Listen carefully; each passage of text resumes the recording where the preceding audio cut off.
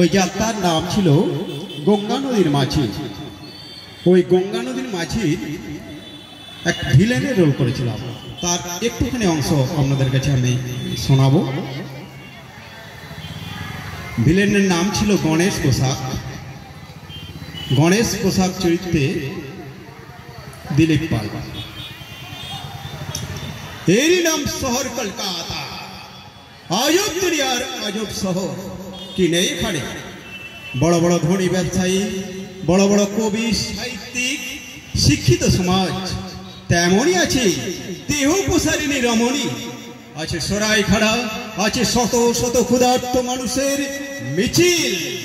নানান বৈচিত্র্যে ভরা এই কলকাতায় বাঘের দু চোখ পাওয়া যায়।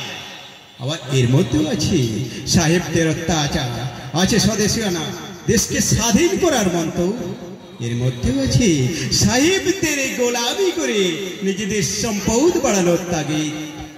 আছে জমিদারি সত্ত্ব, আছে বড় বড় রংমহল, ঝাড়বাতি, আছে সোনালি রাতে বাইজির নুপুরের ধ্বনি চিকের ভিতর থেকে অন্দরের রমণীরা প্রত্যক্ষ করে দেখে কেমন করে পুরুষেরা পরিয়ে দেয় রমণীর নক্ষত্র খচিত কমল বাহুতে।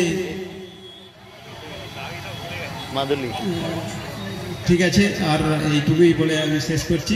ঠিক আছে, রাখছি, নমস্কার।